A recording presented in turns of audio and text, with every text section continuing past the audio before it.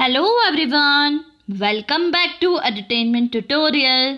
Dear students, today in this video lecture we will learn about how to write letters.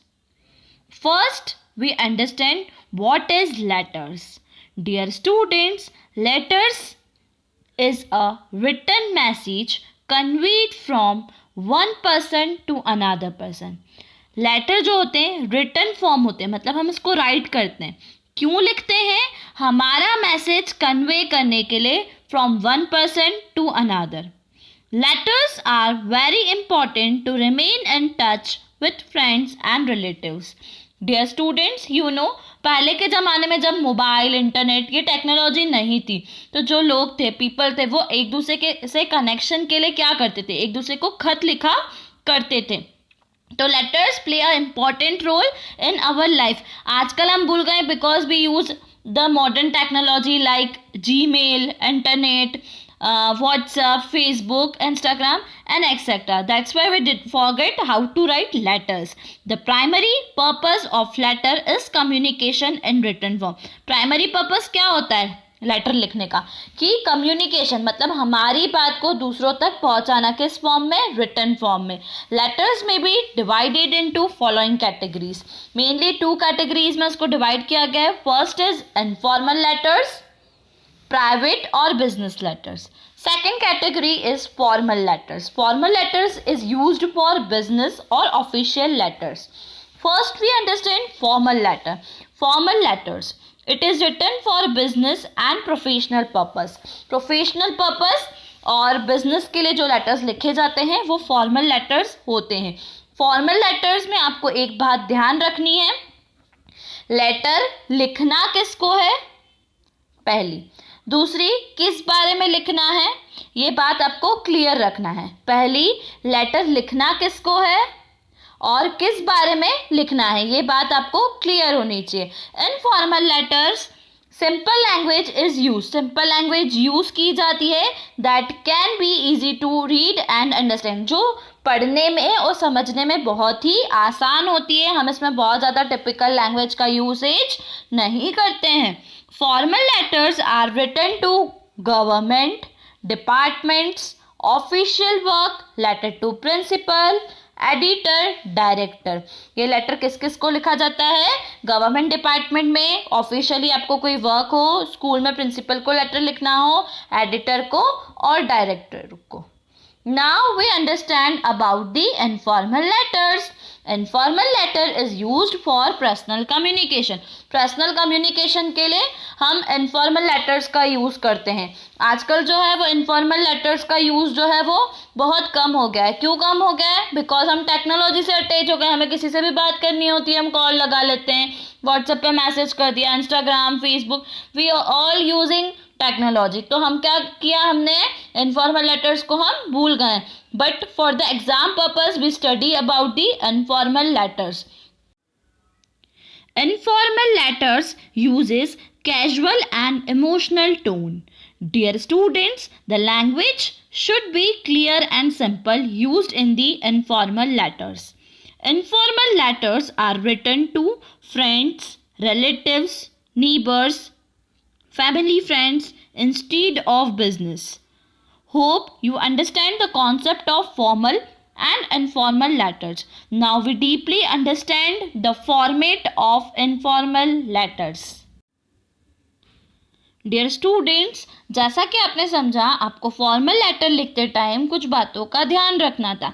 Letter लिखना किसको है and second thing is that letter किस बारे में लिखना है. अब हम समझेंगे फॉर्मल लेटर्स क्या होते हैं. As you already know that formal letters are written to some public, private organization and government officials. अब हम देखेंगे इसमें मेन हेडिंग्स कौन कौन सी आती है. The formal letters is divided into 8 main headings. The first is the heading same as in personal letters. जैसा हम पर्सनल लेटर्स में लिखते हैं. Sender's name and address. सबसे पहले सेंडर्स नेम एंड एड्रेस आता है. He is the one who is writing the letter. यहाँ पे उसका एड्रेस आता है जो पर्सन लेटर लिख रहा है। फॉर एग्जाम्पल, आप लेटर लिख रहे हो, आपका एड्रेस है 78 Sudama Nagar, Annapurna road, Indore, Madhya Pradesh. And you know that address लिखने के लिए इनफ होती है 3 लाइन्स, और sender address left hand side पे ही लिखा जाता है। अब आप बोलोगे मैम सेंडर कौन है? तो सेंडर वो पर्सन होता है जो लेटर को लिख रहा है। इट मीन्स लेटर को लिखने वाला कौन कहलाता है? सेंडर। इफ क्वेश्चन में आपको गिवन हो यू आर प्रिया प्रेम दिया गया, इट मीन आपको लेटर में एज अ प्रिया बनकर लिखना है। और क्वेश्चन में समटाइम्स एड्रेस गिवन होता है, तो जो क्वेश्चन में गिवन है हमें वही लिखना है। इफ क्वेश्चन में एड्रेस गिवन नहीं है तो आप क्या करोगे? आपको छोड़ना नहीं है, हमको लिखना तो है। क्या लिखोगे? आपको अपने मन से जो एड्रेस समझ आए वो आप लिख सकते हो, बाकी आपको ब्लैंक स्पेस नहीं छोड़ना है। लेफ्ट हैंड साइड पे आपको एड्रेस के लिए 3 लाइंस कवर करनी है, जैसा कि मैंने बताया, पहले मैन एड्रेस, फिर कहाँ पर है, फिर एरिया मतलब इंदौर मध्य प्रदेश। डियर स्टूडेंट्स, आफ्टर दैट आपको एक ब्लैंक लाइन लीव करना है। उसके बाद second main thing is that date on which the letter is written. Suppose you are writing the letter on 14 December 2020, then you can write in this way: 14th December 2020. This is the most common format we used for writing the date in the letters. ठीक है, जिस दिन आप letter लिख रहे हैं उसी दिन की डेट आपको लिखनी है, कंफ्यूज नहीं होना है। Next, receiver's detail, designation, name and address. अब receiver, it means that here receiver's name and address is come.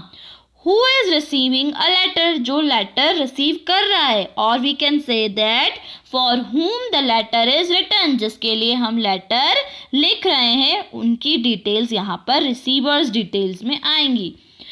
Dear students, fourth main heading is subject. Subject क्यों लिखा जाता है? Subject is what for which we write letter. It is not more than 5 to 6 words. The reason of writing the letter must be introduced in the form of a subject. जो हम letter लिख रहे हैं उसका in short में description देना 5 to 6 words में, not more than 5 to 6 words की लेटर किस बारे में है.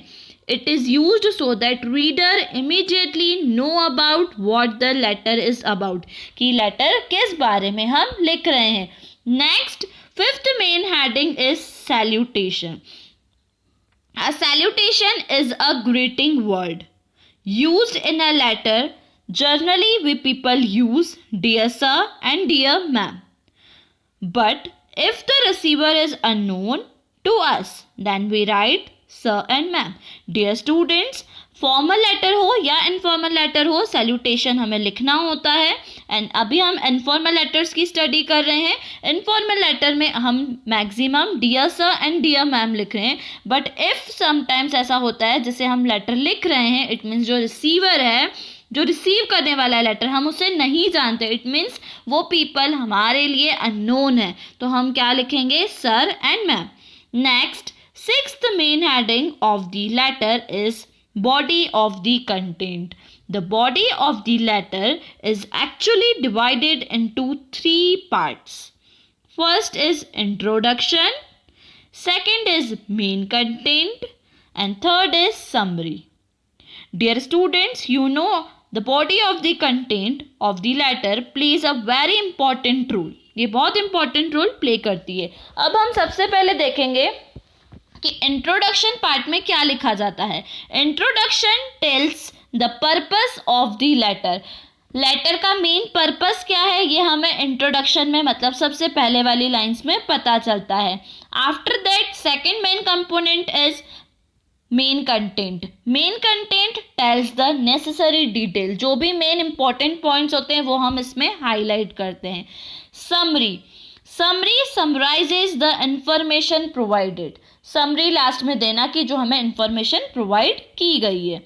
Last, seventh, complimentary close. It is the way to close the letter. It is basically mean that goodbye in general terms. अगर कहा जाए तो हम जो लेटर की क्लोजिंग करते हैं लास्ट में लिखते हैं ना, yours faithfully, yours sincerely, yours truly, तो ये हमारा कॉम्प्लीमेंट्री क्लोज कहलाता है.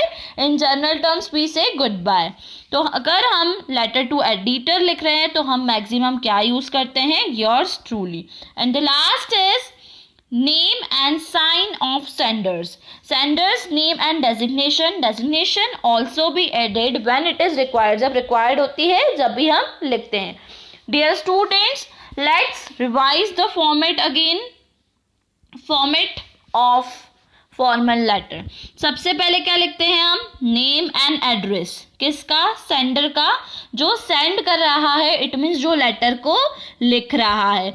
आफ्टर दैट आपको वन लाइन लीव करनी है. उसके बाद हम डेट लिखते हैं. डेट कब की लिखोगे, जल्दी जल्दी सोचो, जिस दिन हम लेटर को लिख रहे हैं.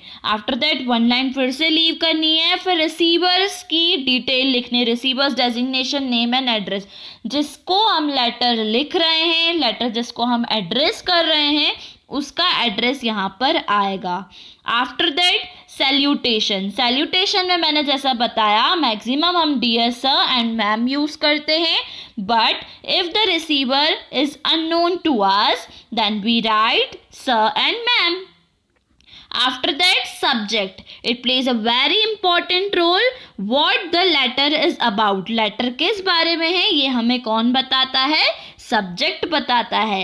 Next, body. It contains actual message of the letter.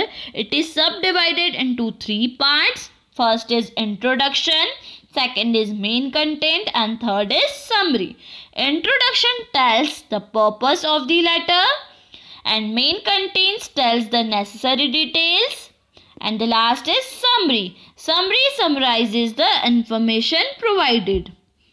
After the summary we write complimentary clause, yours faithfully and yours sincerely. And हम yours truly कब लिखते हैं, जब हम letter to editor लिखते हैं.